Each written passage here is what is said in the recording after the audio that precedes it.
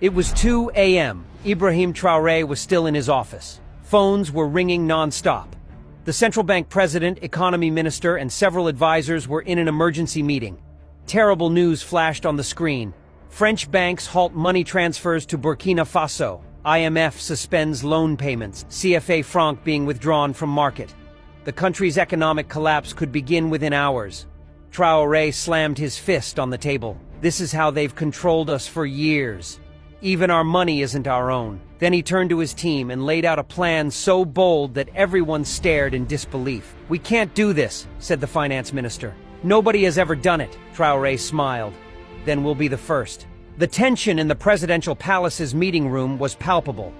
Outside, the lights of Ouagadougou city sparkled, while inside, Burkina Faso's future was being thrown into uncertainty. Ibrahim Traoré walked to the window, hands clasped behind his back, looking out with thoughtful eyes. "How much reserves do we have?" he asked, without turning from the city. Dr. Amina Konate, the central bank president, looked at her file. "Officially $400 million, but most of it is held in accounts in Paris. We can't access it now." "And gold?" asked Traoré. "We have 78 tons of registered gold reserves, but—" Dr. Konate hesitated. "But that too is in France," Traoré completed with a bitter smile. Economy Minister Ousmane Sonko shifted uncomfortably in his chair. "Mr. President, you need to understand the seriousness of the situation.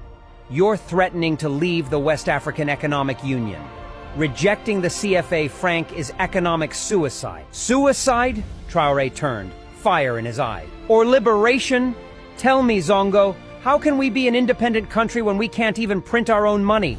The CFA franc, the last chain of colonization?" Sonko spread his hands. "All of Africa uses this system. Mali, Niger, Senegal, all of them.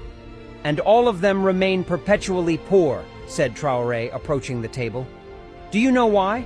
Because every time we print a banknote, we have to deposit dollars to the French treasury in return. We pay them to use our own money. Is this freedom?" The meeting room fell into silence. Everyone knew Traoré was right, but there seemed to be no alternative. For 70 years, West African countries had used the CFA franc, the French colonial monetary system. Independence was just a piece of paper. Real power remained in Paris. Dr. Konate took a deep breath. "Mr. President, we all know you're right, but practically what can we do? We don't have the infrastructure to create our own currency. No printing presses. And if people start withdrawing money from banks tomorrow morning," Traoré placed a file on the table. "That's why I've been secretly planning this for the last 3 months." The advisors looked at the file in surprise. "Operation Sankara,"